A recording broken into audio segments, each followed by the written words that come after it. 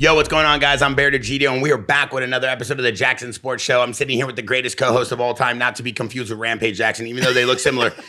This man right here is a freestyle legend and a motocross, moto, semi-moto, off-roading, four wheels, and anything on two, but it doesn't matter if it's street or dirt legend. Boys, I'm sitting here with Twitch. Ladies and gentlemen, sitting here with Twitch. And today we have a very special guest, and I'm not talking about David in the back from the Quinceañera department. I'm talking about the one, the only, perfect season in 2023, the future. They call him the best of all time, the greatest of all time, whatever it is you want to call him. They say not to call him that because it might be embarrassing, even though it's the truth. Guys, I'm sitting here with Jett Lawrence. Yeah! Jett Lawrence, Mr. 2023 perfect season. Mr. Anything on two wheels I could ride, including if it has training. Don't word it like that. Why? Don't word it like Why? that. It makes it sound a bit sus there. That is true. That is true. Anything on two wheels I can handle. Yes. Yeah, that's better. Yeah, I can handle. Anything on two wheels, I'll thrust. A Vespa. Wow, I'll thrust it. Okay. Red thrusting is a good word.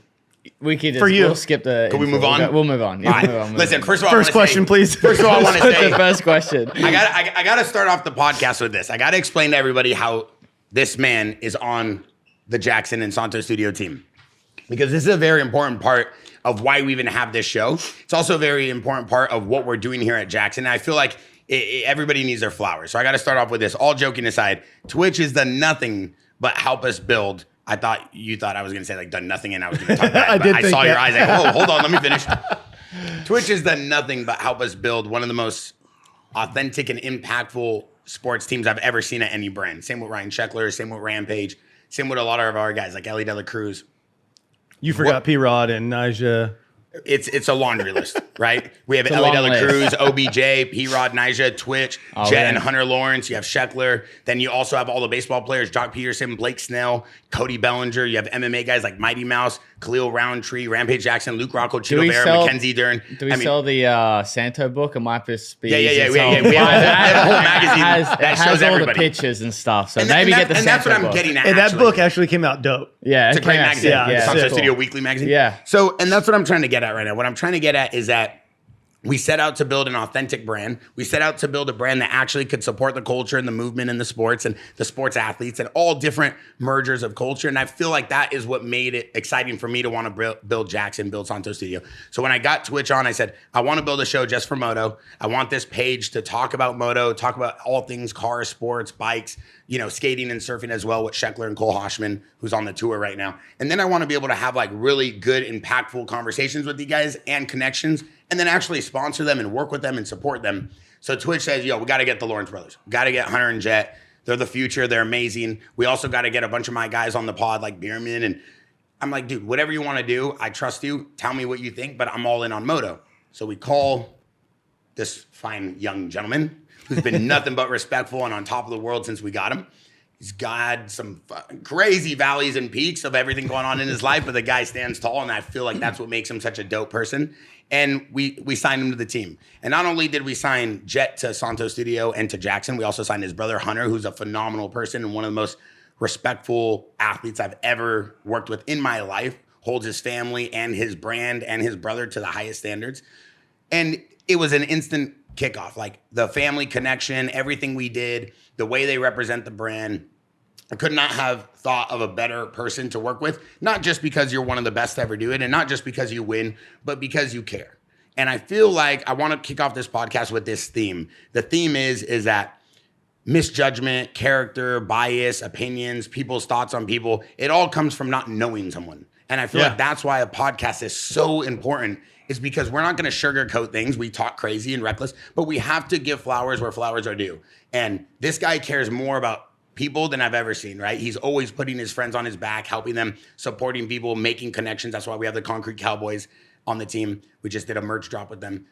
But the thing is it's a two-way conduit, right? It's a conduit that gives and takes, and it gives to each other and it takes from each other at an equal and good harmonious level. So I don't want to ramble on forever, but I want to say the connection of you being on the team, coming from Sheckler, meeting you at Franco, your tattoo artist. Yeah. Twitch being here that morning at 7 a.m. with me randomly. He's never here that early. He'd be yelling at me.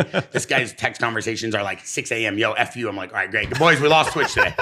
But like, it's Starting such off great. Yeah, it's such a great connection. And then honestly, that we'll jump right into this, but such an amazing moment in time for our brand at Jaxxon, the Jaxxon Sports Show that we just relaunched. Everything Twitch is doing with us and his own brand, DBK, and everything you got going on with your collections with Santo Studio being in Nordstrom's and your whole new like way you're looking at life and the way you look at yourself as an athlete and your rehab process. So I just want to give you your flowers. I want to say thank you. Thank you. I want to tell you that you are the man and have the utmost respect for you and your family as well. Yeah, we'll have to touch up on the story of how it all started because it was a wild, 24 hours? Yeah, tell us. 42, whatever it was. It was insane. Like, I think I've always liked Sheckler and been a fan of him, and I get tattooed by the same guy, Franco Vescovi. Twitch guys got tattoos by him. And I seen his post, and I was getting tattooed at the point. I'm like, I saw Sheckler's in the other day. And long story short, he called Sheckler. He came in. I got to meet him. And he ended up getting my number through Franco. And I woke up to a text, and it was, the day before I went to bed, I think I got a text, and I was already asleep because I'm like a child. I go to bed early. And he just said, like, hey, I got a kind of business proposal for you, and I think you'd like it a lot. And I was waking up at the time with my thumb injury. I was waking up at 5 a.m. running. And I got back and I saw the text. So I responded like, hey, yeah, what's up? And then this is at like 5:45, 5:50. And he calls instantly, like 5 seconds later of telling him like, yeah, well, what's up? What is it? Let's figure it out. Thinking he's going to text me later. And called me instantly. He gave me the full rundown of Santo, the brand, and kind of what their goal is and what they're doing. And I'm like, I've always been a big fashion person. Always loved dressing good and stuff like that. So I instantly was like, yeah, I love everything about that. Let me just call my manager at the time and just went by him and obviously spoke to him about it and kind of, he's just asked like, oh, do you really want to do it? I'm like, yeah, like I think it's something I've always been wanting to do and get into a fashion kind of brand and do something different to what other motocrossers have done. Like a lot of motocrossers have dressed nice, but I don't think they've fully associated with themselves with a fashion brand. Like, I think they've dressed nice. They've worn suits like I think Roxanne. a few guys have. I think Jason Anderson actually did something with Golden Goose. Yeah, what I heard, about that one, that's sick. Yeah. But like actually do something, be a partner with and stuff like that. And once kind of said it was up to my decision, I'm like, yeah, like I want to do this. So he flew out like later that day. I finally got to meet Bear for the first time. We went to dinner at Nobu. And that was the best experience. And then they stayed up till like 2 a.m., 3 a.m. of doing the deal. And next day I came in, signed it, and was just kind of been amazing since then of wearing the stuff. And this year, like a lot of my fits that I've gone into the races to have all of them have been Santo from almost head to toe. Yep. Obviously Red Bull I have as hats, which they're awesome as well. And they're cooking up some good hats for me to go with my outfits, which that's like even better. So they've been legendary. And yeah, it's just been fun because I've been able to like kind of picture what I've been picturing of doing, and they've just kind of painted the picture for me and being able to dress up nice and stuff like that and kind of get it close to almost like a Lewis Hamilton for F1, you know, like maybe not feel good going into the races.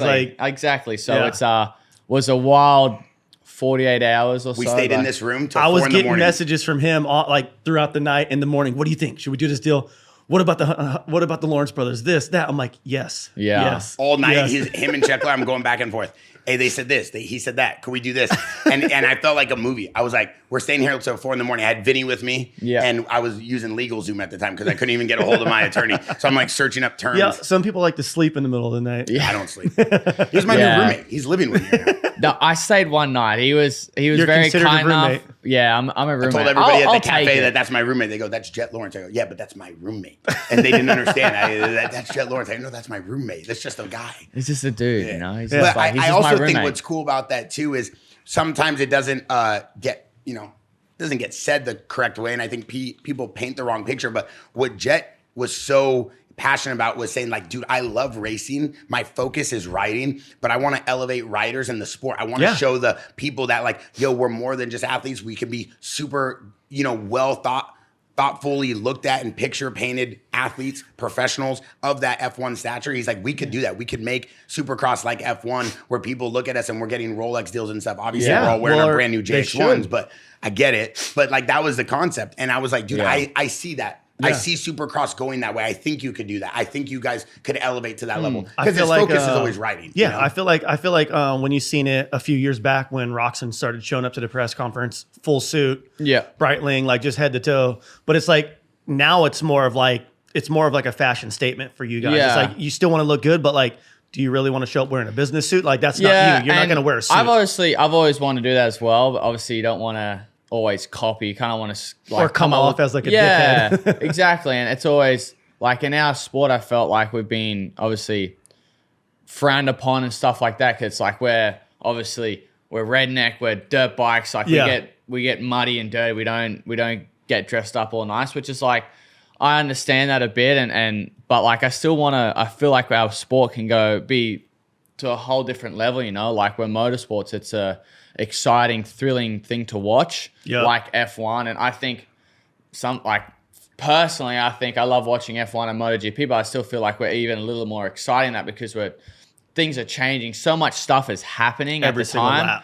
Every single lap, and it's in a small area, so you can watch it in Supercross, obviously, and you hear everything. While I'm on the bike, I can hear when someone crashes, and it's crazy because I'm like, oh, what's that? Is someone made a pass? Is someone crashed? You hear someone yelling. And it sucks for me because obviously I have my brother out there. So when I hear that, I'm like, oh, where's Hunter at? Like, is he okay? And I'll see him like, okay, good. But like, I think we can just bring it to a whole new level and get some more outside sponsors like F1 does with Rolex and having even some of the teams having a Rashad Mill for sponsorship, which is insane. Like just those big sponsors and even golf stuff I want to try and get into more because I'm a big fan, and a lot of motocrossers love golf. You play golf. Sheckler's not a moto guy, but he plays golf. There's Mitchell Harrison, Jordan Smith, AC is obviously a big one too. Chase Sexton, a lot of guys, James Stewart, he's a legend. He plays like a lot of guys play golf. So I want to try and get more involved with them, which would be awesome and it'd be a dream.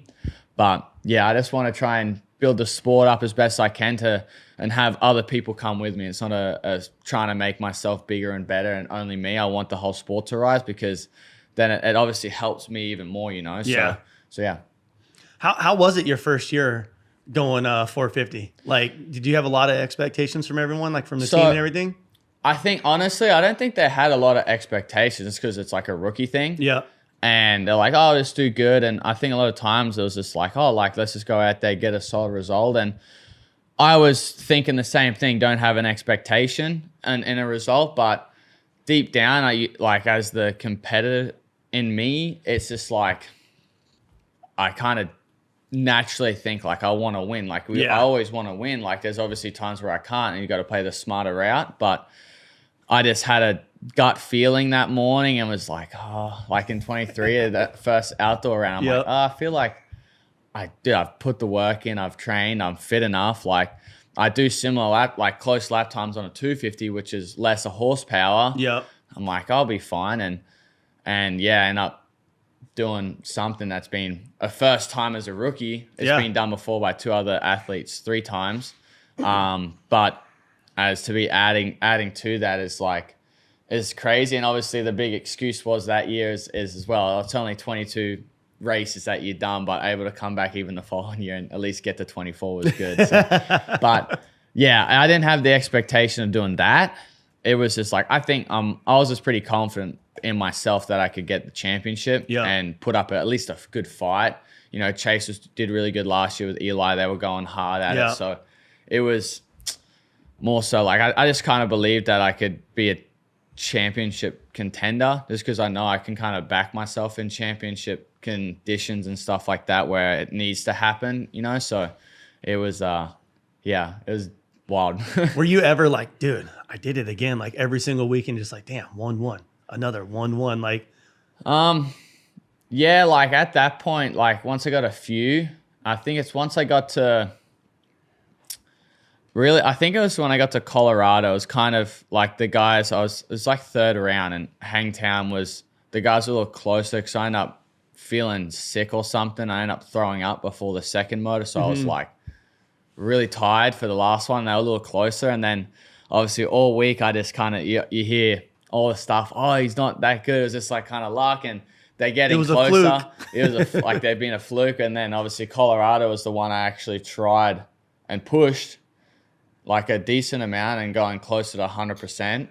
And I think the first one I got to like 30 or 40 second lead, and it was just like a good kind of, just a good like putting my foot down, going, no, like I put my time and work in, and I'm actually this good because I've done my time, especially my brother and I, and a lot of like, that's why I was excited for Hunter to get there with me because I know he can do the same. It just takes, everyone's path is different, you know? So like, and yeah, I just believed in myself mainly. I felt like I knew I could do what I could do. It's just whether I can execute it. Yeah. Had to have been helpful growing up with Hunter being your older brother and like pretty much showing you the way and like you learning from him. At what point were you like, okay, I'm going to smoke your ass? Like, you know what I mean? Because as a little brother, like that's something you always want to do to your older brother. You're like, if you're going to be doing something, you want to be better. You know what I mean? Like, it's just how it is. It was funny enough. It was never I want to beat him. I just want to be the same speed as him for a very long time. It was I want to be the same speed. A very long time. Like, it took till like 2020. And it was only because I think he had a bad run of injuries that I remember that. I was just riding still at the normal time. So I was just improving where he was recovering, which was, for me, it sucked because like you hate to see your brother down and out, but I was always wanting to be the same speed. I think it's the first time we raced together in, Salt Lake City it was. And I think he didn't qualify for it because he got screwed over in the, well, no, that wasn't that one actually. It was something else. But I think he made it just. And because he was he was rebuilding himself. I think he came from a knee injury again. He had like back-to-back injuries for a little bit there. It sucked. Sucky luck, honestly. And as a brother, you hate to see it. I wish I could take it off and take it from him. But that was the first time I raced and I actually beat him. We raced at actually, no, the first time was in 2019. We raced, it was a local race at Milestone. And is that when you guys were riding for Geico? Yeah, the track was a one-line track and I'd always outstart him. And here he is. And I stayed in front of him. He was on my ass the entire time. But it was a one-line track and it was the first time I beat him. Yeah. We're talking about Milestone when I beat you for the first time. Put some clothes on, dude. This is live. This is live. This is live. Are you okay with that? Yeah, I'm working. Okay. He was talking about the first time he was talking about the first time you guys competed. I figured I would just call the source and figure out what happened. Yeah. You remember Milestone? I can confirm two things. One, you're wearing the sweater I wanted, and two, it is true. It did happen. Hey, we're just phoning in to make sure that the story was accurate. Yeah. We had to do fact checks. Quick dial. I'll keep the fabrications to a very limited amount, but that one's true. I love it. Thanks, Hunter. Hey, you look great, by the way. How's the shoulder? Oh, his shoulder's great. Shoulder looks great. It's great. Okay, we'll see you out here soon. Thank you. Bye. Oh, he's such a good brother. Yeah, I'm not gonna lie, bro. When I FaceTimed him, he was doing push-ups. This guy's like, what does he do? Train 24/7? Yeah, he's a monster. When you're coming back from injury, it's like you're doing everything you possibly can. Yeah, a lot of people think like with injuries, like you just chill, rest up. But our day's a lot more busier. Like normally, I'm surprised that I'm on even this. That's gonna. Only thing I drink. Gosh, when Jett Lawrence is around. I thought it was going to explode. Thank you. Thought it was going to explode too. Can you expand on that though for a second? Because I don't know what it's like to race a 450, let alone drive one. First off, you don't drive it; you ride it. I'm not going to say. Okay. No, say it. Go ahead. Hey, did he just dunk on me, Loco? He just dunked on me. All right. So as you're driving a 450, riding. Yeah. Okay. So say it again.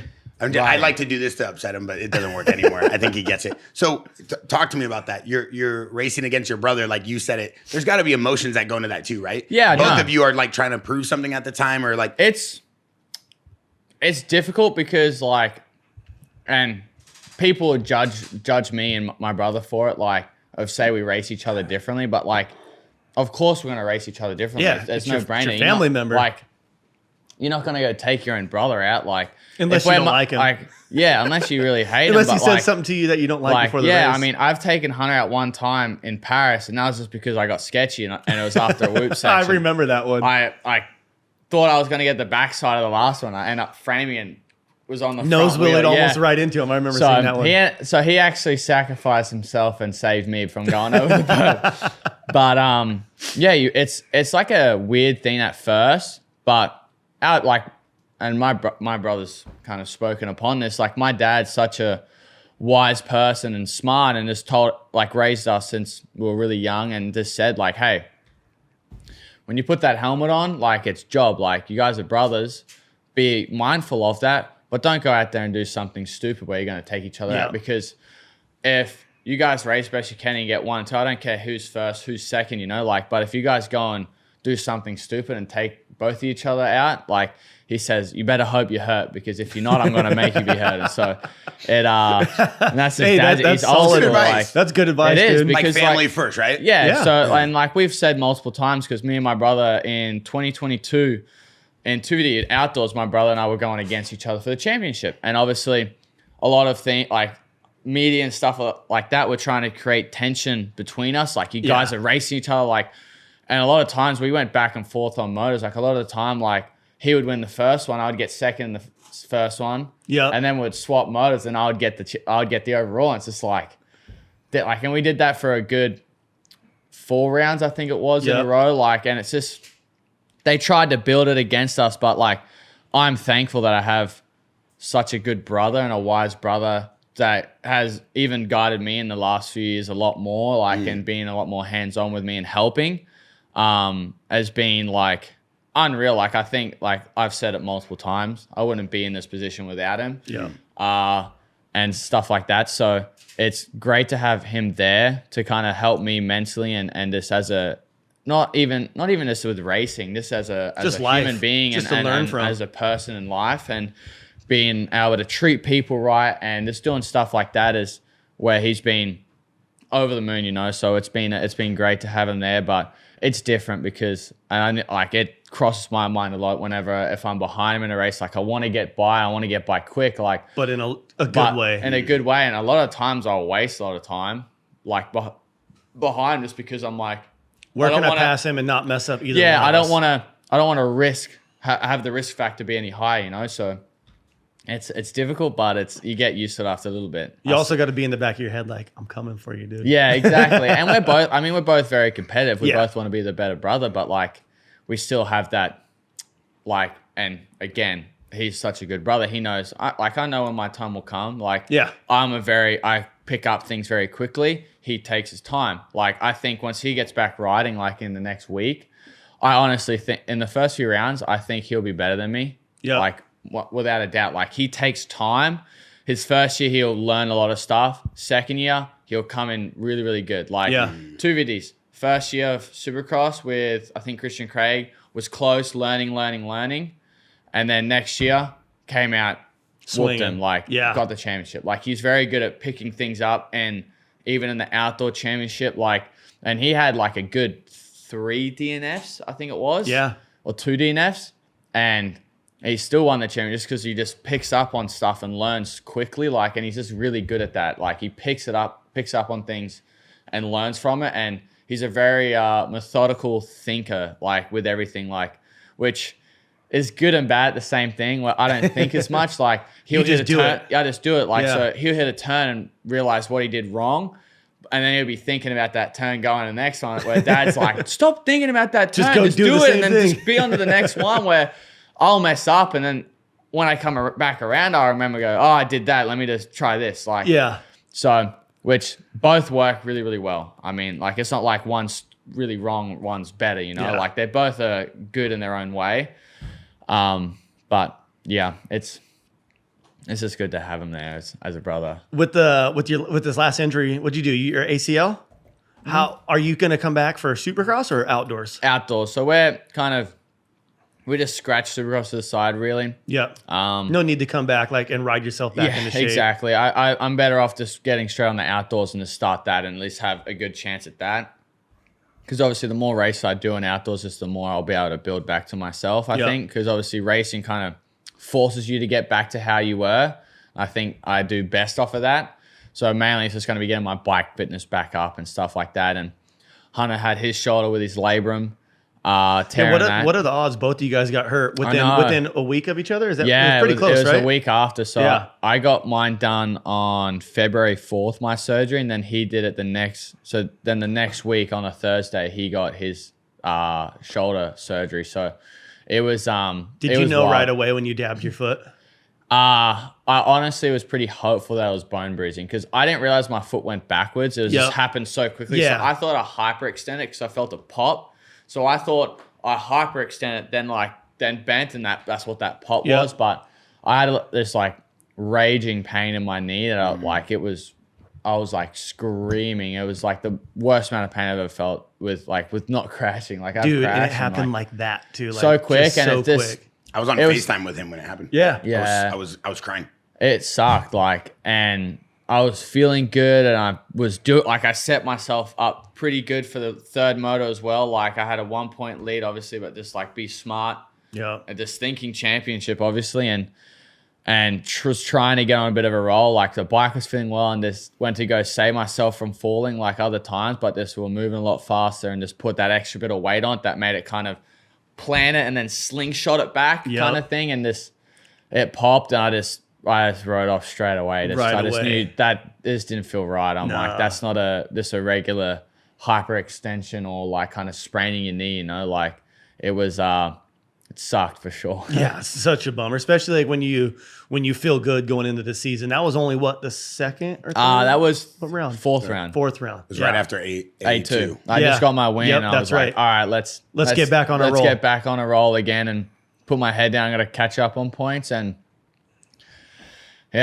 sometimes it happens. Yeah. Let's run through that. So A1 was our first big event, launching with you with Santo Studio, and you have a nice collection now available all Nordstrom's nationwide. You have a jersey in there. You also signed to Jaxxon, so you have our iced out Cuban 10 that you've been wearing every race. I got it on now. I normally race with it. I love it. Yeah, it's so good. It looks amazing. Sick outside the jersey. Yeah, honestly, it does look cool. And the way you have it, it's not you play it perfectly with your style too. I think some people it's a little forced. With you, it's just natural. Yeah. So Twitch hits me up and he goes, "Hey, bro, I got a freestyle show I'm doing with his show is amazing, bro." He had Axel and all these guys out there, and then he had Sheckler coming out with me. We had Ellie De La Cruz from MLB, which was one of the fastest rising superstars, and we had Villapoto in there and McGrath. Everybody was up there in the VIP section, phenomenal VIP section we had going on. My family was there. We had 100 people there for you. And then we didn't perform the best. And then it was a rough night for you and your brother. It was a rough night. We were learning we kind of were going through a theory that show I had for our suspension, which was because Trey ended up crashing the off season and injuring his elbow, so it kind of sucked. I think before San Diego, actually, I think we had 17 test days. I think it was full test days, and that's gone from 10 to dark a lot of time. Yeah. And we were trying to go on this theory, and theoretically it was better, but it kind of wasn't working physically. Yeah, you physically could wasn't working. It was feeling just wasn't there. This wasn't working, and we did a lot of long days, and you could tell your guys' front end looked washy. Yeah, we got it would kind of be stiff, and then through any impact it would just drop through really quickly. Yeah, and then just and blow it was through. a lot of time going into turns, so it'd go through hard and then bounce back up at us. So turning was a struggle, and struggled that night, and obviously didn't make it any better with myself, and obviously being on the start, getting a bad start, then crashing Yeah, that did not help. No, it was a start off rough, but I think obviously getting back and it kind of helped. Hey, sure, we can't be testing theories. We got to go off facts and what we've been doing and working off. So we ended up going back and to our regular settings and worked on. We tested Tuesday till dark, and that most of Wednesday till I think still till 3 o'clock, 4 o'clock. Sorry. And and then with not really any laps on it. So we just did basically did 2 to 3 laps on it and it was like, yeah, that's good. And then we went to San Diego and rode a lot better. And it felt like we still made a few clicker changes, but we're still obviously we're trying to get used to the bike and how it reacts again and trying to be able to predict what the bike's going to do. And that was a sick night against Eli. Yeah, that was a good watch for sure. Fun one. And then going into A2, another week on the bike, riding that suspension, getting used to it. We went back to Florida in between those weeks. Then coming to A2 and it was feeling good. Ended up getting that in very sketchy conditions, especially with the mizzling rain and always A2 is such a harder base track because they have the Monster Jam in there in between the weeks. I don't think a lot of people understand, like in between Anaheim 1 and Anaheim 2, they have a few monster truck shows. So that dirt gets so hard, it gets so compacted. Like it gets so slick when you guys start riding it too. Like that base already is rock hard. Yeah. And then it gets greasy, especially when the condensation comes out of the ground. Yeah, that night right before our main, it started mizzling rain as well. Yeah. So it was like sick. Sweet. And the whoops were rock hard that night as well. So it's like, I mean, you probably seen if you guys, for fans watching and you guys watching, how many times it was just like skipping out on us. Like it gets so sketchy. Yeah, like a few times I think I wheelied out of the whoops because it's like just get one wheel at least to hit it. And I would rather prefer the back wheel, not this the front. Yeah. But we started to get it back on a roll again and was feeling good going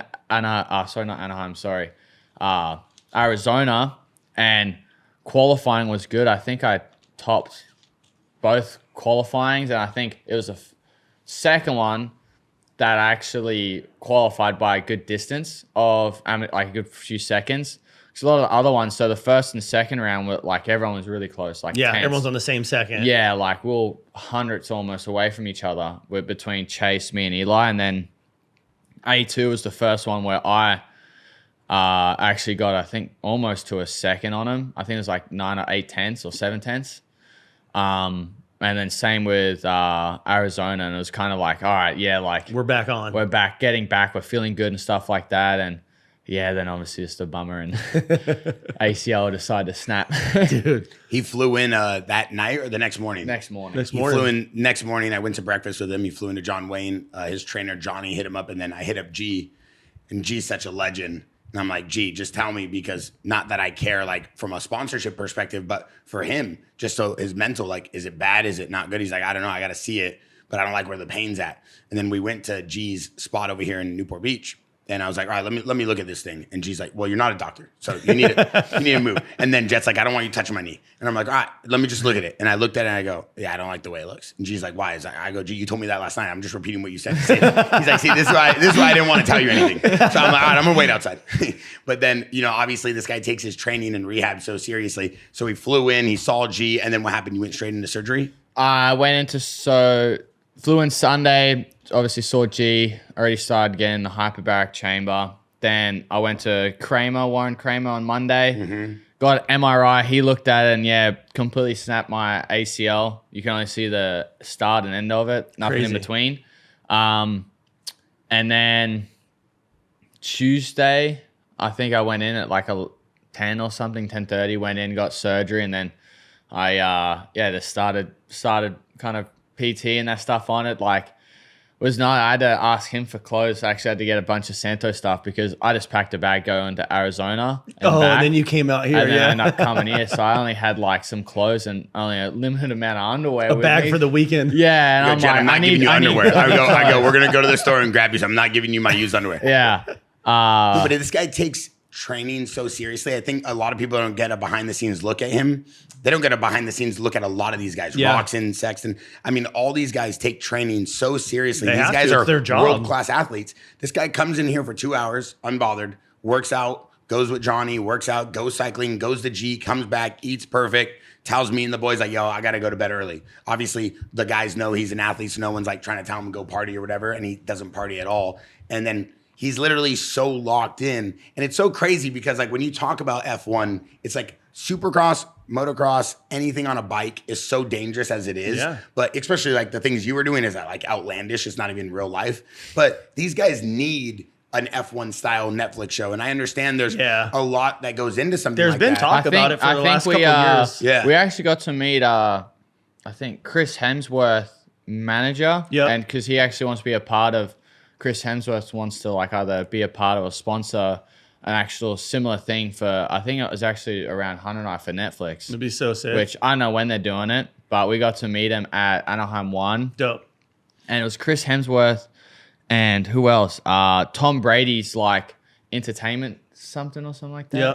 Yeah, he was out here for a while, staying next door to Matto and them for a while. Yeah, so it was yeah. I just don't think people get a good enough behind the scenes look at what these Supercross athletes go through. No, I think with the amount of training and eating and prepreration. It's unreal, dude. It would be rad if there was an actual show about like the behind the scenes of like what you guys actually do, because what you guys do is gnarly. Or if it wasn't gnarly, everyone and their mother would be doing it, because there's only like that little percentage of people that actually make it doing what you guys do, even riding from such little kids. You know what I mean? Like you and your whole family, you guys put everything on the line, and like look at you now. Some people do that and don't make it. You know what I mean? Like it doesn't. Sometimes it doesn't pay off, but it's like you want your kid. You want to give your kid the best opportunity that you can. So and Twitch, you bring up a great point. Him and his family risked everything, and so did his brother, to make sure you and your brother could see out your dreams and your passion, because they saw something in you. What is it you think that you have differently, and your brother as well? But today we're going to focus on you. We already had him on a great podcast. If you guys want to watch that one, it's on the Jaxxon Sports Show. What is it that you think separates you, or what is it that makes you so special? Not even comparing to the other athletes and peers, but you as a person, when you step on that bike, you put on a helmet, all joking aside, what is it that you can turn on that makes you so special?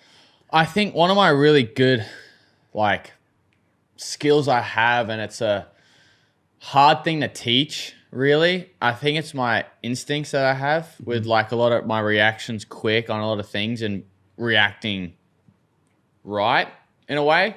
That pretty agile, and my timing's good. Like my legs, obviously Johnny being on a mountain bike and training me, like my legs are strong and I use them right. So I think that, and I just have I feel like my mental's really good, because not a lot phases me too much, and I'm pretty easygoing that I don't mentally build things up more than they are.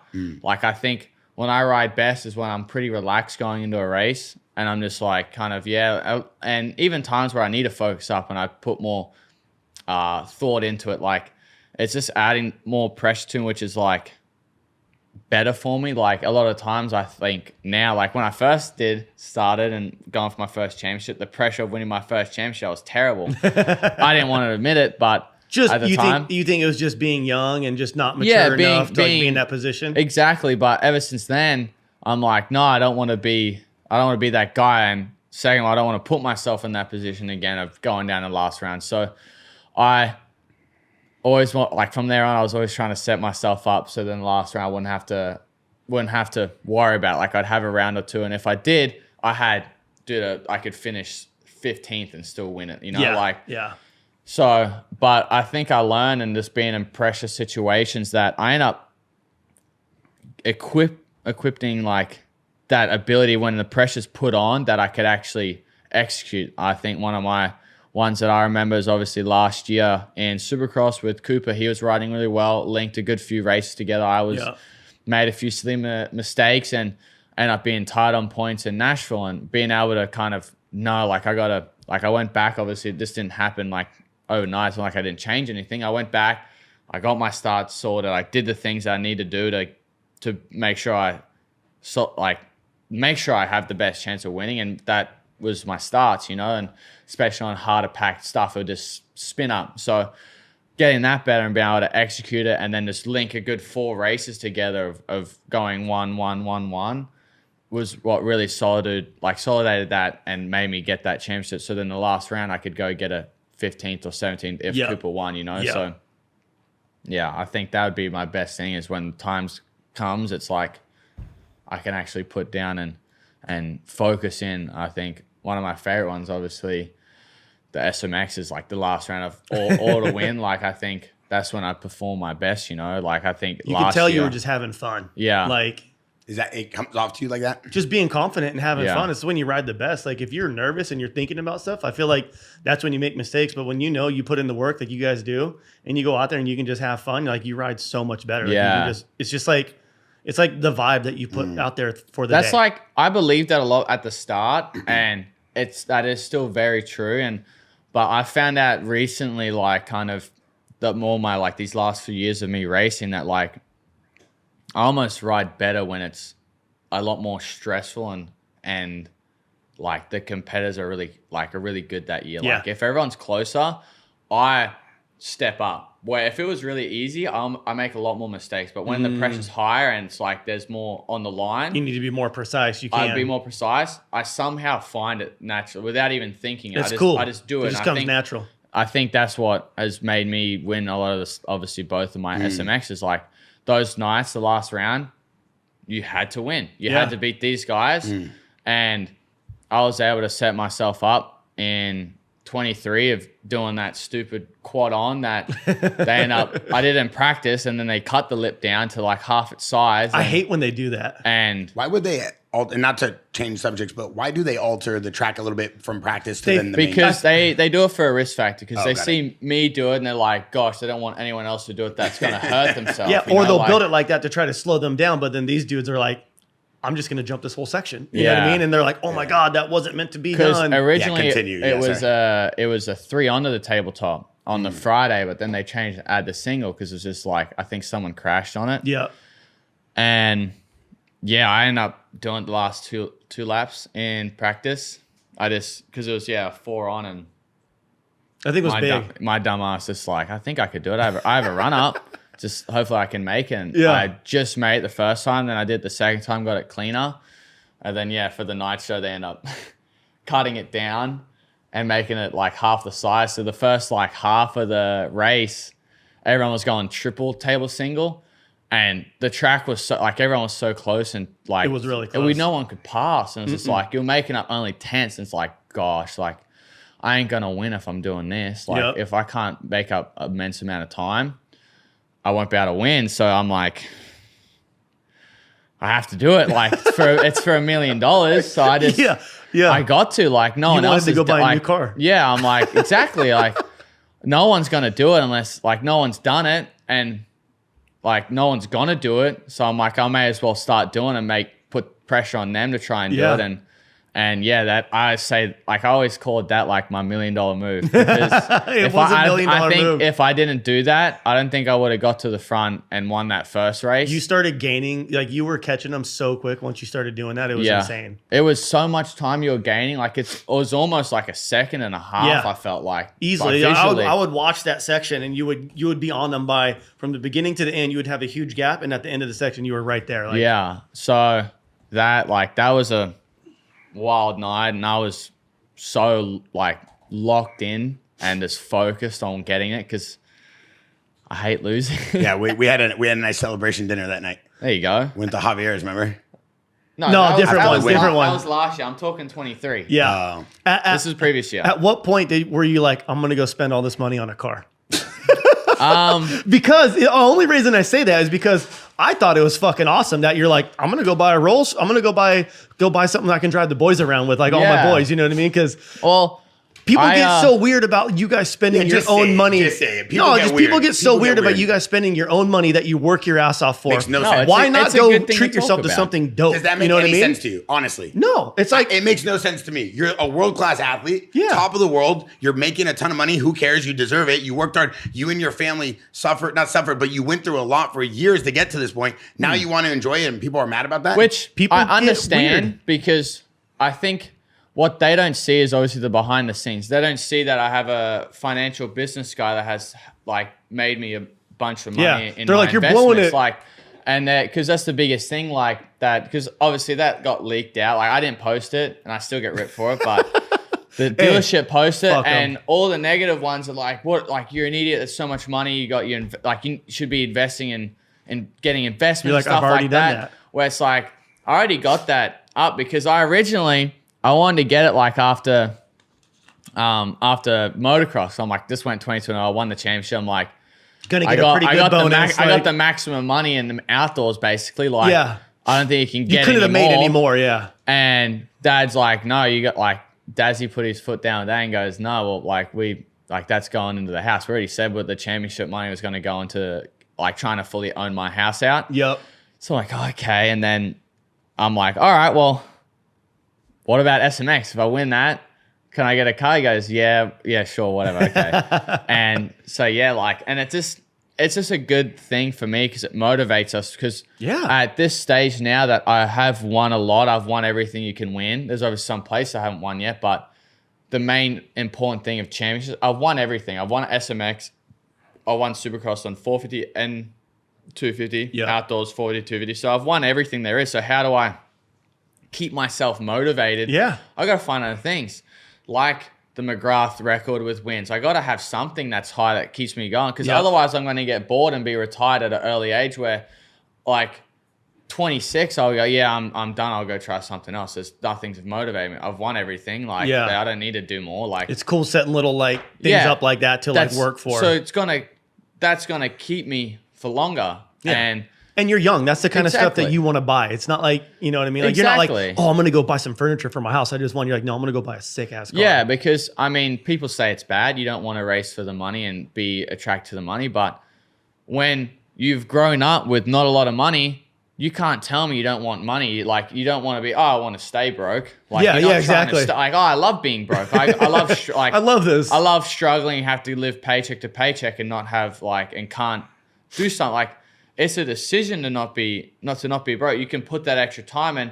My parents, obviously, my dad was working 2 jobs in Australia, and he's one of my biggest idols. The same with my brother. Like, sold everything. We didn't have a lot of money, but he sold everything he had. He was into his drag cars. Like he was doing. I wasn't saying we're broke, but we were good. Like we were living pretty good, like happily. And he gave up drag racing for us, for my brother and I, and moved our whole family across the world to the other side in Europe. And we ended up going bankrupt there because it was like, we ended up getting there. Then obviously like the team told we do our visas there. So they're like, just get here already. So we go there and they're like, oh, sorry, we actually can't do your visa. So then we're like, oh my gosh. And like, since we can't do your visa, we also can't pay because you're not legal. Yep. We're like, oh, that's great. And this is after a month of also living there because we're like, oh yeah, we're doing it. We're like, oh, okay. We can't do it. We can't do it now. It's like we're here. So we had to get a manager at the time, got us to go, we'd fly to Cyprus. That's an island. Yeah. So like each week or like one time out of the week or every second week on a Monday, we'd fly back, we'd get back from a race, we'd fly out Monday, go to Cyprus for the day, or fly back that afternoon, just to say we went to Cyprus and because that's where our visa was. So we did that and just end up going bankrupt. And and the best thing, our grandparents are so supportive, Nana and Pop. They end up sending us $140,000 for us to still stay here and like. Because obviously, as parents, mom and dad were stressing like, oh my gosh, like this is what are we gonna do? What are we gonna do? We don't have visas, the money they to can't fly go back. work. And like this is terrible. And like they obviously wanted the best for us. And Nana and Pop came in clutch, sent mom and dad, obviously dad, $140,000 for us to stay here. Mom and dad and my middle brother Tate were eating like the cheapest meals that they could possibly have, and then obviously spending the bit of money of us getting good meats like salmon, spinach, having good pasta and stuff like that. And mum was making it like, and I did a little bit of homeschool. I wasn't the best, but our whole life was like around dirt bikes and making it because I was too young to realize at the time, but my brother realized and he would work his ass off. Yeah. And he knew what was at stake. Yeah. And I would like, I just try and follow him because I seen him do it. So, okay, I got to do the same. And for us to make it to America and start actually making money was unreal because that struggle, when I look back now, it's like, oh shit, yeah, we could have we were this close of not even being close to being here. Yeah. Like all of our stuff that we had, that we owned, that was still in Australia was just in a shipping container of some of our like memorable stuff, like as family photos and stuff like that. Like our house was sold. We had no house. We had no actual property to go back to. Like we had Nana and Pop that we would have stayed there with, but it was so risky. But I think obviously mum and dad got the best three kids that they could have that was like could notice it and put in the time and work. And obviously dad kind of instilled that in us and we're able to make it. And that's like my dad, like I think my brother asked Dazzy, what's his dream like thing to do or something like that. And Dazzy said, I think, or in an interview, and dad just said, it was a while ago, and just said, oh, my dream is to work for my kids. And he lives his best life now. Like he's in, like, I'm not saying in a flexing way, but it's freaking awesome accomplishment for me because I'm living in a mansion, which is insane. Like going from nothing.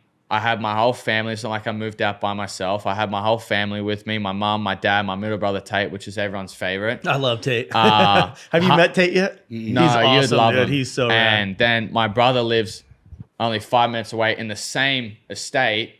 Like we have our property. My dad goes there, loves working on machines and does everything for us. And it's a good thing. Some people might be like, oh, why don't you retire your dad and like, but make him not work. But he would be bored. He wouldn't know what to do with himself. He's such a doer where he has to be doing something. So, and right now, like since we're not riding, he still goes to the farm and does track prep, stuff like that. But he'll come home and he's working on my garage right now, doing cabinets and stuff like that. Like he always doing stuff. And it's just him. Like he's always trying to make things better for us. And him doing that, and me and my brother seeing that also gives us that like the times where, oh gosh, I'm tired today. It doesn't matter. Like Dad don't get tired. We shouldn't get tired. Yeah, like this, it doesn't matter. We're still going and doing what, like realistically, like it doesn't sound like a lot of time. It's difficult as hell. Like it's hard, but our work as a total of hours is probably maybe 4 hours a day on an off day. Yeah. Cycle for an hour or two. We go do gym, maybe like some other PT stuff or stretching and stuff like that. That's maybe 3 to 4 hours. Yeah. Maybe. And on a ride day, okay, we work till like maybe 3 or 4. Like if we do just 2 40-minute motos while training and in outdoors and then cycle, and then we're off. Yeah. Like, and I could go golf if I want to. Like I live a very blessed Pretty good life. golfer. But like we've worked our ass off to set it up like that. And obviously seeing Dazzy wake up and then go to the track and make sure the track's good for us and good training for us. Like we can't complain. Like I think having a dad like yours just instills like really good work ethic, and you guys seen that since you were a little kid. Like, and the sacrifices he's done for you guys. Like anytime I see your dad, I always go out of my way to say hi. Like he's always the raddest dude. Like I love seeing him at the races. The cool thing is, so he learned the one really cool thing. So he learned how to train us both because me and Hunter and I are very different. So yeah, you're an asshole. Hunter's cool. Yeah, exactly.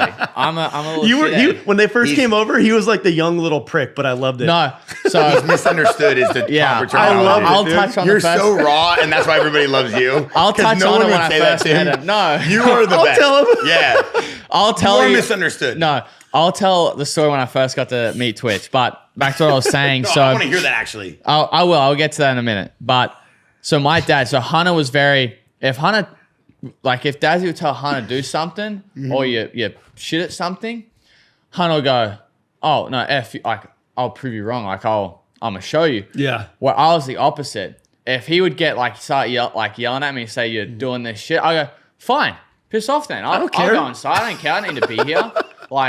And for the first few times, Dad's like, oh, that didn't work. How am I going to get through this kid? Yeah, I was the young shithead, but he ended up figuring out, he'd have to give a bit of kindness, give me oh, that was good, but we can work on this. And that worked for me. Now it's I've grown up and learned more that, a lot of times Dad doesn't even need to say anything to me. I'm already hard enough on myself. Yeah, and same you already with Hunter know. that we already know. But even with testing, sometimes we'll be dude, this, I don't think this work, this ain't work, but we'd be a bit negative, and Dad'd be fine, go back to the shop then.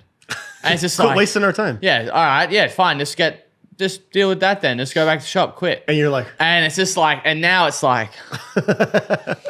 what's next? We're what's next to try? And that's why it's not a bad thing, but that's why a lot of times we always go till dark because we don't finish until we get a direction or we find something that's good and works. So, well, it's obviously paying off for you guys. Exactly. And it's such a big key. I think your system of going till dark is working. Yeah. I wouldn't really stress. But it's just funny, like growing up and Dazzy learning how to train both of us. Now it's pretty like for the audience, Dazzy's his dad. Yeah, sorry, Dazzy, that's his nickname. His name's Darren, but we obviously call him Dad, but we call him Dazzy. Yeah. Really nice guy. For A1, he came here and dripped him up. I was like, yo, we got to get you right. I had him in 2 chains. He goes, I'll take it. I don't know if I'll wear all the chains in there. I go, don't worry, you'll love it. I think it's still sitting in the cup holder of our car. I don't think he put any of it. He's like, he goes, I'm not going to put these, he got like the big square sunglasses. Yeah. And he's like, I'm not going to put these on. I look like a dickhead. He's like, I don't dress like this. I can't. I'm like, all right, that's why I like you. Yeah. You just wear what you want, but here it's a gift. He loves the Honda stuff. He always wears HRC Honda always stuff. See him in the team shit. Yeah. He's so proud of you guys. And one thing I just want to touch on that, like Twitch is an amazing dad,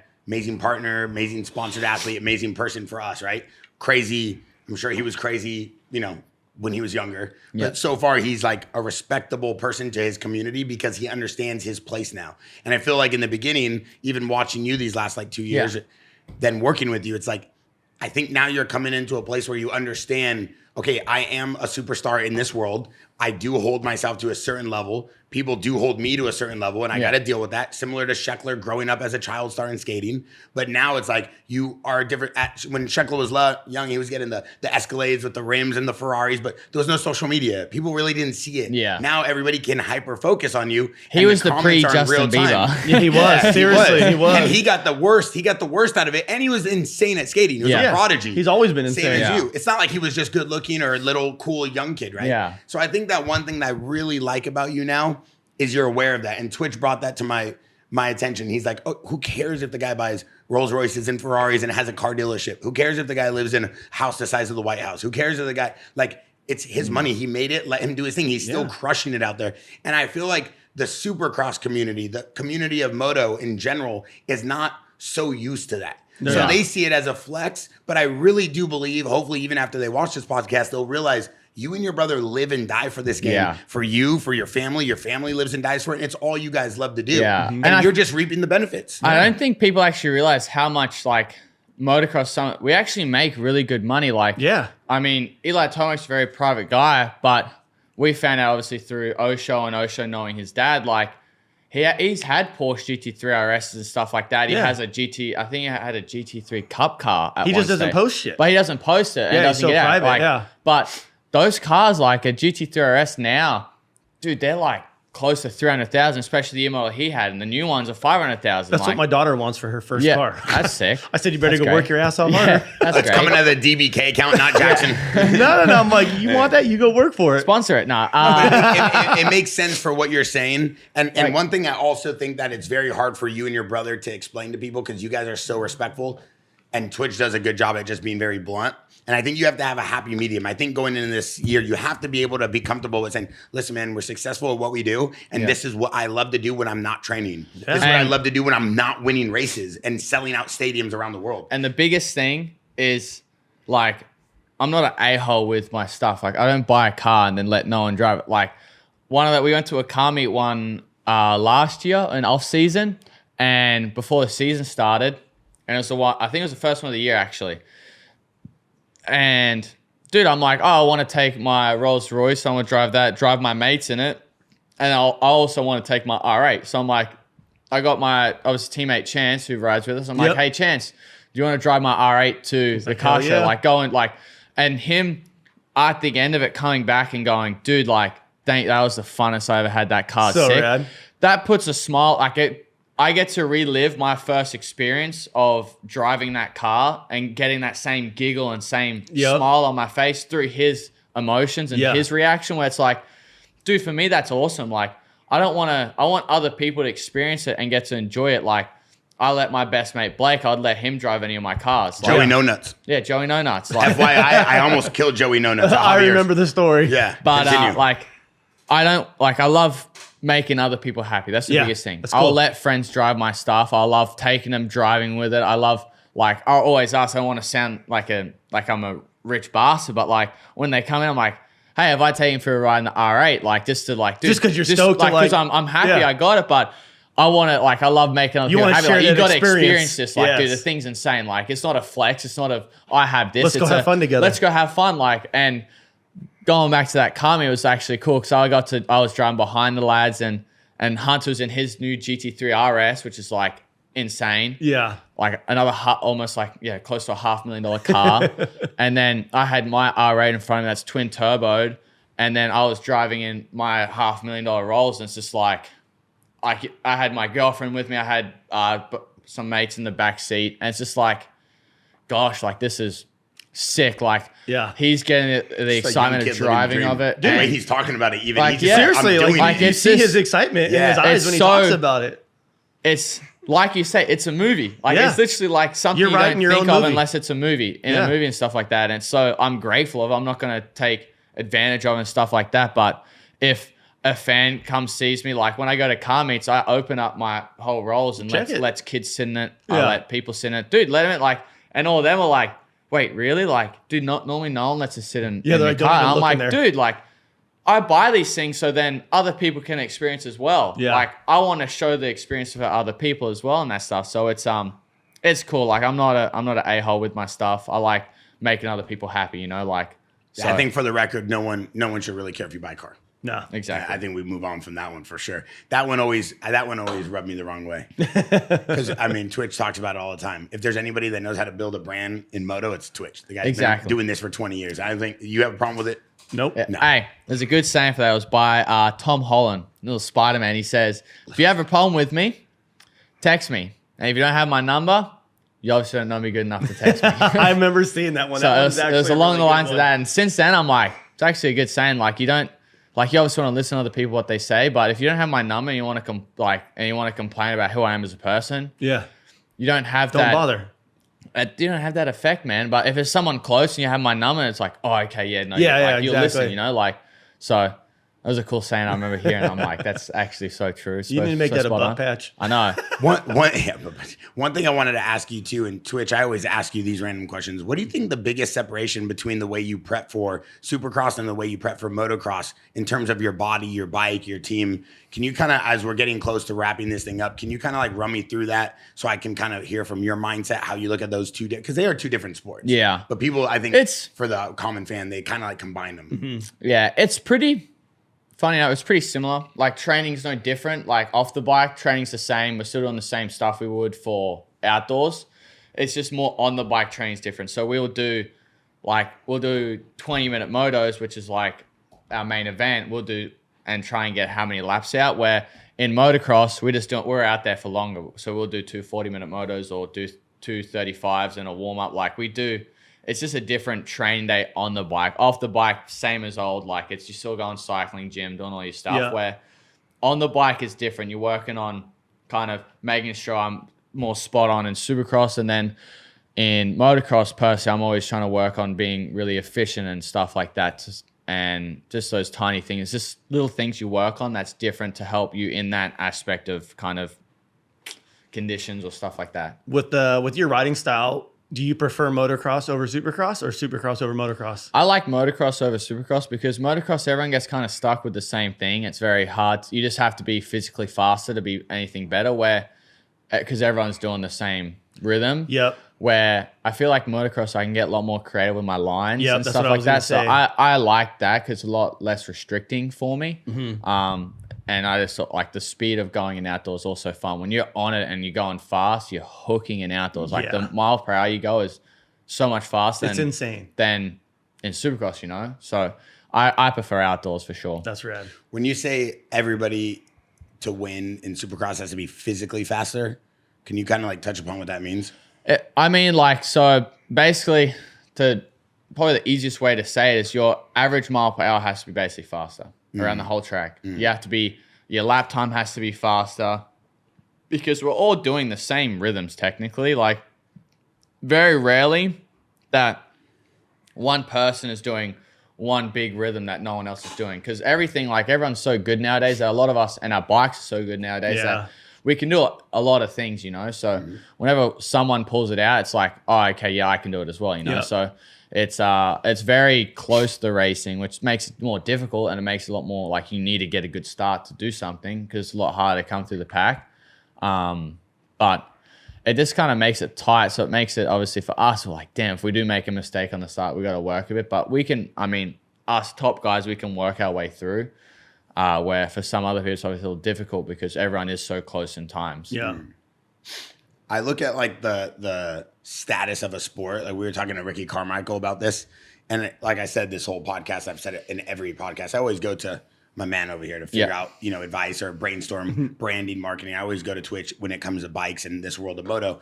And you've been so phenomenal wearing the Jaxxon chain and kind of making it a part of your vibe and the way you wear Santo. And it's not forced, it's easy. And we see like I've literally seen a lot more athletes in the 250 class. Besides it's free. It's for me. Yeah. I mean, and besides that too, like coming to the Jaxxon Media House and picking out the pieces that you want to wear, putting together your outfits, putting together the chains you want to wear. But then I see like a lot of kids in the 250 class walking in and they're kind of doing the same thing. Like it feels like everybody wants a little bit more elevated taste. They want to now show people that they're professionals. It's cool. What is the coolest thing you ever bought with your prize money? Gosh. I think I'd easily, like with prize money, I think easily probably my Rolls would be the biggest one and most easiest one to pick. Just because it's a Cullinan Rolls Royce. It's Mansory wide body kit on it, which is very rare. The thing is so sick. It's so gangster. So I shipped it. You got to see it. I shipped it out here when we first did the deal. One day we'll get one, Twitch. Don't worry. We got to keep with my You thumb. got one. No. This motherfucker. No, that's a You rental. have one. No. You got the later one. You got the 2025. Mine was you like got a the brand new yeah. one. Sheckler's, and I just borrow it. Yes. Oh, Yeah. Sheckler won the Hope Classic, by the way, this weekend. I The heard. golf tournament. Hey, Yeah. he goes and calls me 20 minutes before. I'm at Ella's eating with my girlfriend because she flew in for the weekend, so we got to have a vacation thing. Yeah. And he goes, 20 minutes. He goes, sends me a big text. Sheckler's teeing off in 20 minutes at 11:45. Get here now, and sends me a ticket thing. I go, get And here doesn't now. give me any information. So, okay, yeah, all right. So, hop up, we leave. I'm buying the tickets on the way. It's a 15-minute drive. We get there. I bought the tickets, show the tickets. Hey, these are my tickets, blah, blah, blah.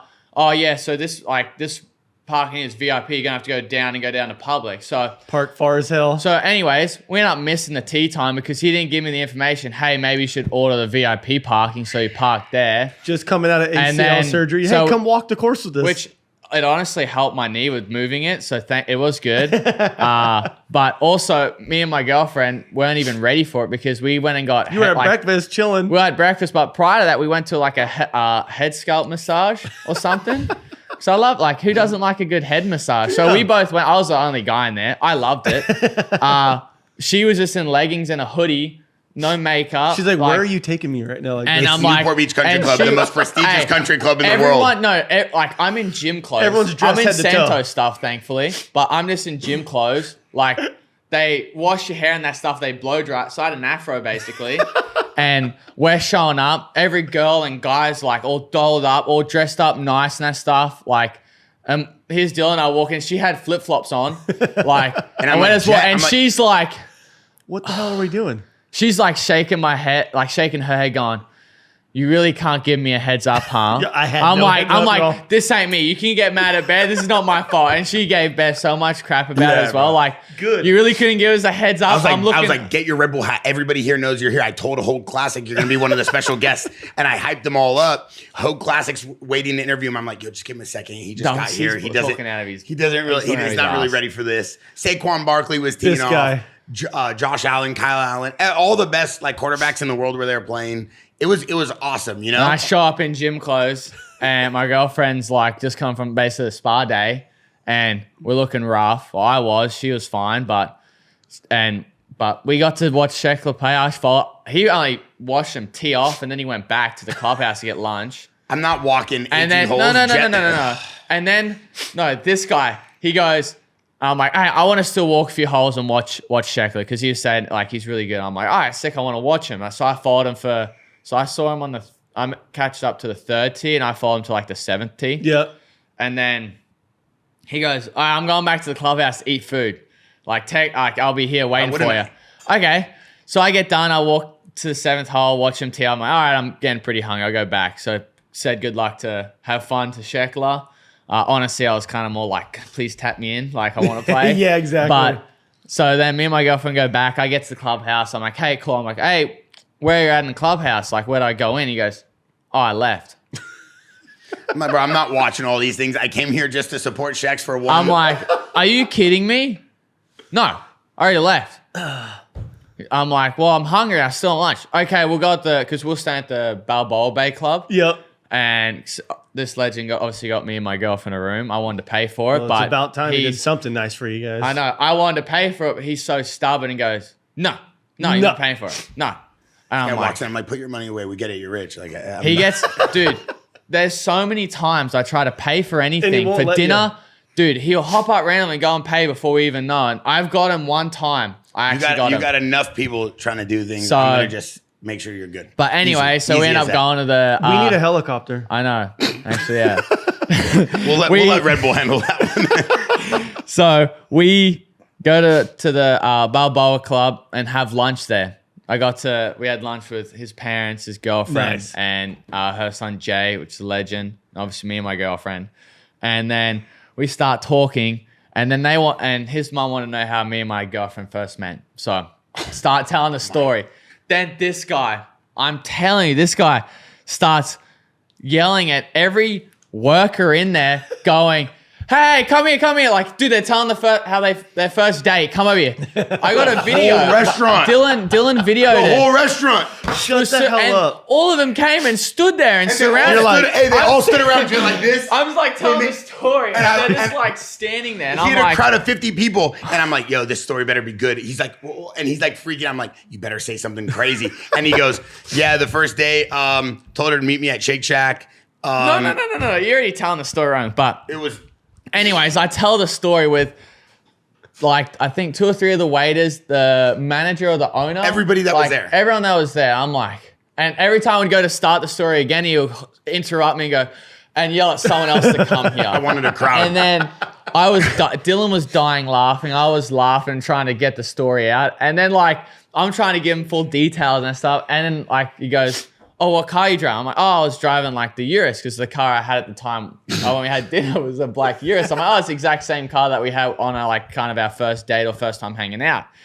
And he's like, oh, okay, now we don't need to throw those details. And you're like, you asked me for the details. I'm like, what car do you drive? What car did you drive? What and car he kept did you pick on her up asking, well, okay, what car were you in? Like, and we're halfway through the story. I'm like, I'm not saying it anymore because every time I say, he's like, okay, we get it. You're rich and that stuff. You're in a year. Like, he'd always give me crap out. I'm like, I'm not saying it again. But it was a fun lunch. It was funny. End up telling my whole story, basically the whole restaurant. I love it. I got one question before we end too. I don't know if you even want to answer or not. Did you wreck one of J-Star's cars? Yes. I wasn't going to bring it up. You're a sick puppy. You are a sick puppy. Dude. I can't believe you are. I remember hearing this, but I wasn't sure, but I was like, You're reckless. You are reckless. Hey, Wayne, Jared, he did it. Shout out to J-Star. Hey, shout out to J-Star in Anaheim. I tell you now, Jared he's a legend. His whole family, dude. His whole family's cool as hell. His son, his son's been helping me the last few. When you wrecked his car, were you like, oh my God? No, like I dead set. So I was. You're like, I just bought another car. I'm in Laguna Niguel, and I was with my brother. He was in a GT. I was in a Lamborghini Gallardo. Performante, like really rare. It was the first car I ever borrowed off of him too. Super pumped. I was 18 at the time, Stoked. like so happy. Like I'm driving a sports car. And this was before I bought my sports car. And dude, so pumped. Like couldn't be more grateful. And we're in Laguna Niguel. We went and got some food before we were going down to what's that golf course in San Diego? It's called like starts with A. Arroyo, some like Arroyo Seco? Some type of like, I know which really one you're talking about. Really nice golf course. And I look right, left, and the reverse on this car was really fast because it was basically like a race car almost. Yeah. Like full carbon on the inside. Like things gnarly. Gnarly as. It was sick. And I got to reverse out right, left, making sure no cars. I got to reverse out some guy in a minivan that's like rusted out wheel wells. And dude didn't even see him, speeding like crazy. I reverse out, like he was going so fast and the thing goes back so fast. We both hit as he was going by. Yep. And I hit him on the rear. And of course, he hits the part where he bent the exhaust got bent down onto the carbon fiber diffuser. Yep. And like, it wasn't hard, like where it completely messed it. Just traded paint a bit, but the main thing was like kind of half tweaked the muffler down onto the carbon. Obviously, carbon's so hard that you hit it and this kind of crackles off. Were you tripping? Dude, I went forwards. I hopped out of the car. I turned the car off. I hopped out. The guy hopped out and started yelling at me, and I didn't even pay attention to him. I went around just like looked at the thing. the car. Dude, I was freaking. I cursed like was like yelled, and the guy went quiet. And I went back to the car, and Hunter just left before me, and I caught up, and I was like shaking, like I sound like I was like almost like a female. Old, I started crying, so I'm like, oh my gosh, not like, your car, like tripping. Like if it was my car, I'd be like, oh, that sucks. But because it's someone else's car, I'm like, oh my gosh, like Heart he just dropped. gave me like trusted me in doing this thing, like in taking care of this car. And I called Hunter, I was freaking back, and thank goodness there was a mum there, and she came over pointing like. I saw he was speeding, blah, blah, blah. Nice. Like he was in the wrong. That's not your fault. And like Hunter came back and sorted out, and we didn't trade informations at all, thankfully. And so I went back, dropped it at Johnny's house because he was right there. And then we ended up going back, and I was like, I don't even want to drive this thing anymore. I was bawling my eyes out like for so long because I'm freaking out. And like, how do I meanwhile, call him? for What do I people who tell know him? Jared, he's a lovely guy, but he's scary. Oh, yeah. He is a mean look. You don't want to mess with him. All the brothers in the Merrill family are gnarly. Dude, they're all gnarly. All of them. Hey, Yeah. what's up? That's exactly his voice right there. No, and he is scary. Like, honestly, and I'm 18 at the time. I'm like, He's not on so that much big. testosterone that dude will pop off on you. Oh, I've never I seen was a guy so so jacked scared. in his 50s I was in my so life. scared. I Shout out brought to it back. J-Star. Like, I had to, and so I went to play golf, and I was putting off because I was so nervous. Like, I knew the right thing was to call him, but I was so nervous to call him, and I called him eventually on the way back because Hunter, again, like, dude, just call him. Like, he'll understand. And I called him, and the first thing I explained to him, like, dude, like I said sorry like 1,000 times, like so many times. I'm like, I was so nervous, like shaking the entire time. We went to play, like we went and played at a nice golf course, and I didn't even enjoy it because I was gonna say, how stressed out shitty was about your golf game? so You were bad. thinking I the was whole so time. like nervous about that. Like, and the first thing he goes like, well, are you okay? I'm like, yeah, I'm fine. He's like, oh, that's all that matters then. Yep. And he said, dude, don't worry about it. And he's told me the story of like how he happened one time. He's like, oh, like, you know, he never delivers a car to someone, but it was a friend of his. Like, oh, I'll drive the car to him. Sure enough, end up getting into a crash. And I don't know if it got totaled, but like banged up pretty good. Yeah.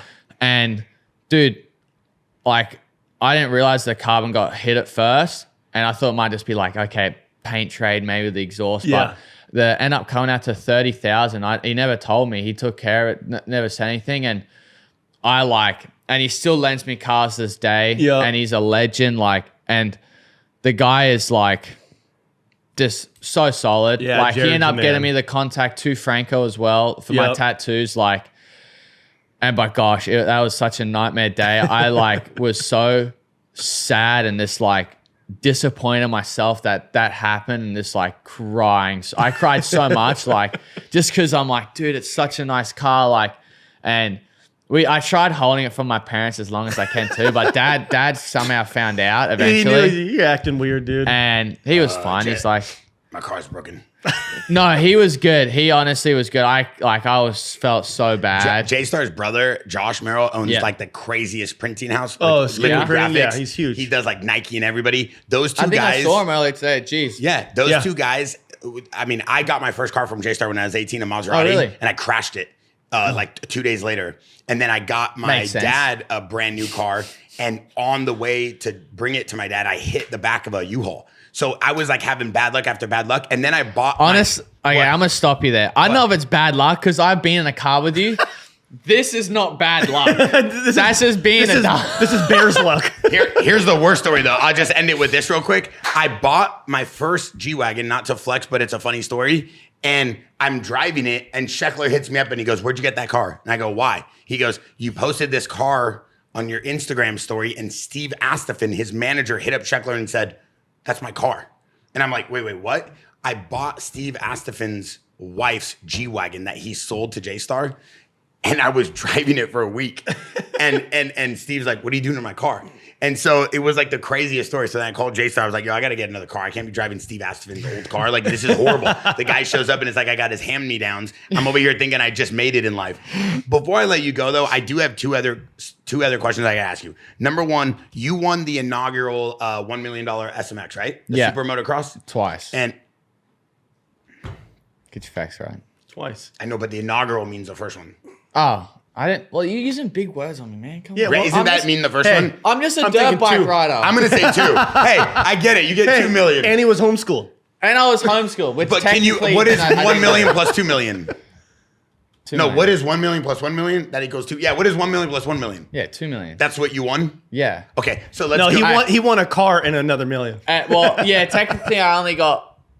Well, after No, taxes, we don't need to and- count your after money. taxes. We don't need to count your money on the podcast. No, but what I'm asking you is the inaugural one, the first Super Motocross in Vegas, which is just 3 events, and then they obviously have crazy points, and it's like a playoff Super Bowl. So It's that's just like 3 our rounds. playoff. So we have 2 kind of.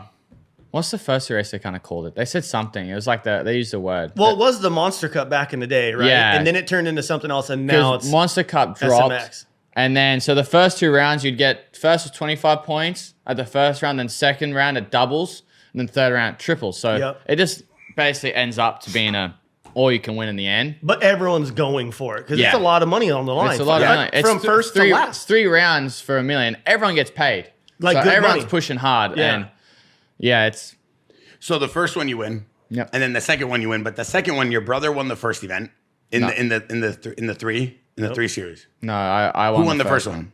You or your brother? I did. Who won the second one? Hunter. And who won the third one? Me. Okay, so that's what I was saying. So what? Get what your I, facts yeah, right. yeah. That's what I'm trying to say though. But basically, what ends up Don't happening be that is, guy, Bear. Yeah, please don't. So what I want to understand is going against your brother. Do you guys talk? Did you guys talk before that one and say, "Hey, let's just split the money," or do you like make a deal or something on the side? Because don't incriminate yourself. Don't incriminate yourself because I think there's sports betting now, and I don't want to get you in trouble. But there's like I would tell Twitch, yo, you could just win, but give me half. I won't even try. Like I'm not saying that happens, but something like that So has to happen. yeah, we were doing because obviously we were really close on points. Hunter was leading it going to last year, and we were conversating about it a lot. And like we were like, because Hunter goes like, oh, like say okay, if we end up like being, because obviously we'd have to tie on points for one of us to if I won.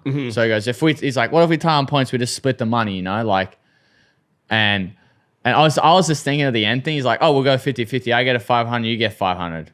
Like, oh, like, okay. He's like, but if you win, but if I win, like, I'll just take it because you'll get 500 in a second. I'm like, wait, what? And I'm like, and then like, because that was a joke the whole time. It's like, oh yeah, we'll go like, and we just kept changing the percent. Oh yeah, like 75-20, like 70-20, like just kept mumbling stuff on, but then we're just like, oh, don't worry about like, and then we end up winning. I felt bad honestly after, like, because technically, if he would have won that would have been his first championship on a 450. Yeah. So for me as a brother, like, oh, you want that, but Yeah, 'cause I- sorry, but haha. yeah, like, because normally, like, I'm like, honestly, like, after I win a championship, I'm pumped, like, Yeah. amped, like, so happy, like, but that one, I had such mixed emotions as well to it, because, like, I don't want to celebrate too much. yeah, like- because he got second, but like again, because obviously what people don't see, and obviously the people around like close. I think only Hunter,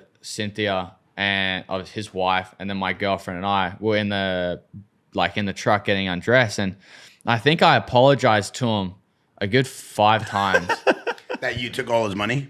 No, that I want like because That like you made more money than him. at that yeah, race? like not more money, not that, just like that I beat him. Yeah. and like That you got the thing. million. But that because like honestly, for him to get that would be insane. Like, Yeah. But You should I have said told him so- you should have hit the quad. But you Well, did. there's no quad that But year. he did get like $500,000 for taking Yeah, second. Yeah. like Oh my which God, is still, I'm so but tired of this but thing. he was again him being such a good brother. He goes, dude, who cares? We went 1 and 2. Yeah, Like, exactly. he was saying that good we go, brother. Lawrence That's a good brothers just brother. robbed. He goes, Lawrence brothers just robbed 1.5 from Feld. That's what we kept on saying because that's what we like. I like that. and You and it gotta just be made us blessed. because I felt like I am, dude. I have the best brother in the world. That guy honestly. literally That's rad. is like, to have a brother who doesn't make life harder for you, wants to Right. see you do better than him. I mean, that's like one of a kind. That Yeah. guy literally, I don't think has a bad bone in his body. No, he's so like, and I mean, he's like Twitch. He'll call me on my shit, like, and Well, like, I've seen him check you. yeah, Yeah. like it's been and obviously sometimes you get held accountable. You get a bit like I get chirpy about it and get like pissed off, but like As you should. after you're like, oh yeah, like You guys ever get in any fist fights when you were younger? No, Dazzy, we never got, I mean, he would just give me dead legs. We just wrestle up. We never fist fighted. Oh, dude. Because he would just like, he was working out a bit and I was just a kid. I'd just go do sports and stuff, but he would just punch me in the arm. Oh, but, that's good. No, like, he's awesome. And for him to be in that situation, have him as a brother in that situation's unreal just because it made it a lot easier.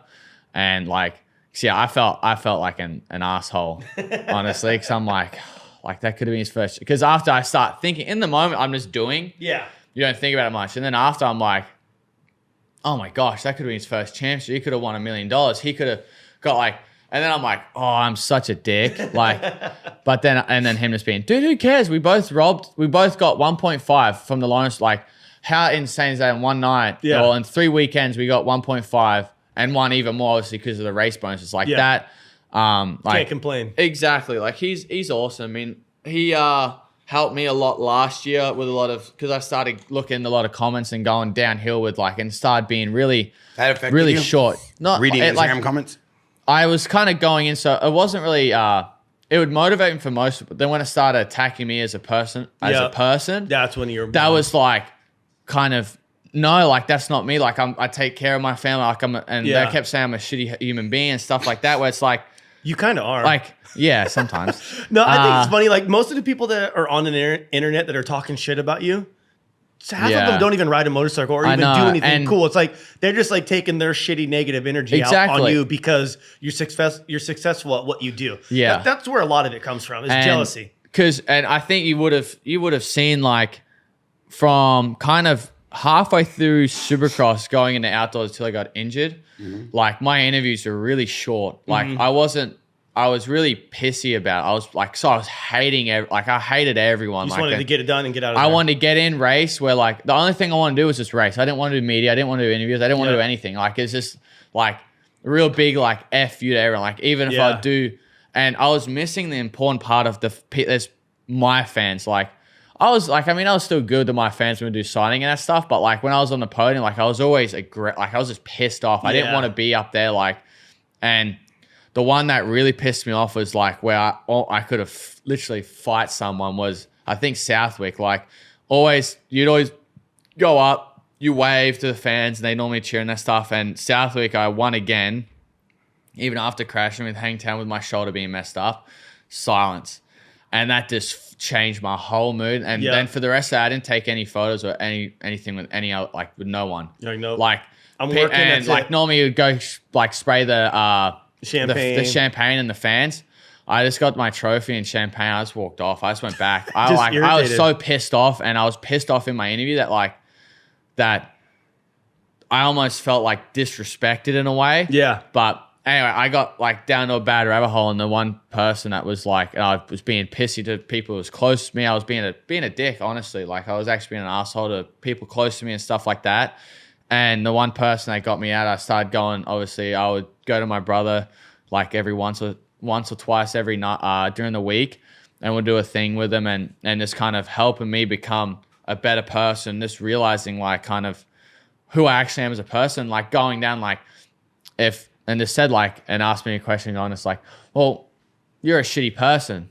And like, you like instantly go, oh, F you then. But he goes, okay, explain like what makes you think, like, go and say to yourself, what makes you a shitty like human being? Yeah, you're like he goes, you look after your family, you put food on the table every time, you're a good friend, you're a good brother, a good boyfriend, you do this, like you always looking after everyone around you, like, and like this and this, and named off a few things. And it's like, does that make you a bad human being? And it's like, no, like, so you got to realize that, or like what they're saying, and there's no truth about it. Look back at the facts, and this dude doesn't even know you. Yeah, exactly. He knows you from TV, or from Instagram. It's like he doesn't know you personally. It's exactly, like, And it's been cool, like just doing that with him, and just him helping me as a brother, and becoming even a better person of realizing. And like now, I never thought of it this way, but even this regular conversation with other people, like having that as a horizontal like relationship. You talk to someone at the same level. Yep. You don't talk down to someone, like, because the biggest thing I hate now is when someone's talking down to me. Yeah. the biggest thing. Like, I won't get pissed off. I'm pretty easygoing, but if you're talking down to me, I notice it, I'll lose my shit. Because like, no. Like, you don't talk down to me. There's nothing. I don't care if you're Elon Musk or like someone who's the janitor. or the janitor. Like, yeah. I treat everyone the same. We're all level relationships. And I found more like actual really good peace with it and found myself being happier. Yeah. In the end and actual life. Like, and I was doing really well. And then obviously with the injury with my knee, it kind of set me back because it's like, it was just getting good, you know? So, yeah. But it was like that just goes back to obviously what I was saying with HJ. He's the best brother you could ever ask for. That's rad. A lot of people need to respect him more because if you don't, it pisses me off because you guys have no idea actually how much of a good human being he is. Yeah. He's a great racer too. And he's a great racer as well, you know, and people don't respect that much and it pisses me off because like you actually don't realize what this kid's been through. Yeah. And you need to put some respect on his name because you have no idea he's gone through a lot more stuff than you have in a lifetime. And for him to be where he is now and how he is as a human being as well. Yeah. Nations Cup was amazing to talk to him and watch the way he was able to keep his mindset and everything he was doing going in. I'm getting a first class look at this and I'm so thankful that they're allowing me into their lives to like see what's going on behind the scenes. But dude, when you guys won that and the way he was behaving and the way he was, you know, throughout that entire process, I'm like, wow, this guy is a class act. He is a leader. Like, it's not like there's no thing he's not a boss. He's a leader. Like, he helps people around him who are going to take the time and listen. And that's like just the best thing about him is just who he is as a person. Like, you take dirt bikes away, take the money away and everything that's a label, take that away from him and he's still an unreal person. There's not like, he doesn't need money to be a great person and be a popular person. He's just a really, really good person that I think a lot of people are lucky to have him in their life. And there's need to be more people like him for sure. Yep. Yeah, I think at the end of the day, bro, like, first of all, I want to say thank you for coming on here. Yep. Second of all, I want to say unreal performance as a character, as a person, as an athlete. Your career so far has broken records. You're just getting started, right? I mean, the way you're treating yourself during this rehab, this recovery process, and the way you're looking at life, I think the person you're growing into, it's not just being confident, it's aware of your surroundings. It's open to understanding people's opinions and the judgment and then working through that rather than fighting and being chirpy. And just everything about you, I feel, is like evolving from the sponsorship to the way you ride, to the way you behave, to the way you train. And it's showing, right? And I feel like, honestly, having Twitch here to like kind of help me guide through that and how to work with guys like you in the future and the next generation. I want to leave with this comment though, this thought process. We asked our Jaxxon podcast Discord what they wanted to know from you.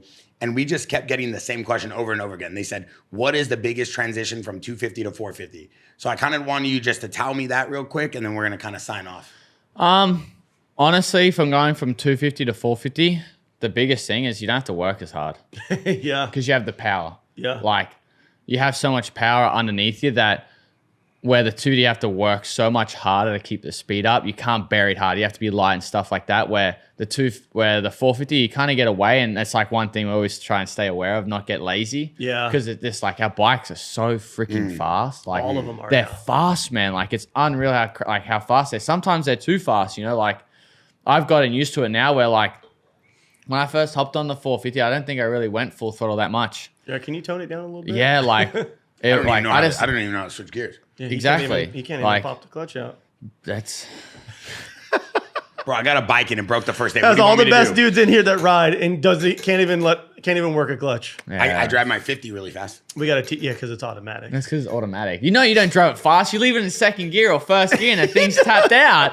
I've seen How videos can you know that without thing's even so being there? blown up. I've seen videos of you just hitting rev You limiter send going us down the road videos. right here. You set Yeah, yourself but how up do you for know failure. that I'm not switching out of that gear? We can hear because it. I can hear it vibrating through my phone. I don't even have to have the sound fully blared.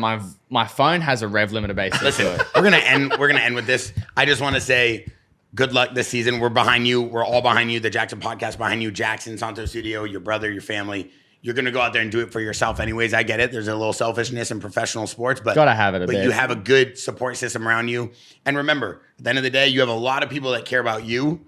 I don't think we ever even talk about moto or bikes when we're with each other. We go have fun. We talk about life and the future and you and what you're doing. And I think that that's cool that you're able to separate those two. But remember, you got a big team around you and you have a lot of support system. And it's not always about what you do for a living. Sometimes it's just about what you do while you live. Exactly. If you talk about the same thing for every day and all the time, you're going to get sick of it at some point. So that's it. Talk about other things. Thank you, my man. Yep. Jett, thank you. Thanks for having me. Listen, boys, thanks for watching the Jaxxon Sports Show. My name is Degidio. That's Twitch. Today's guest was Jett Lawrence, one of the greatest ever ride on a bike.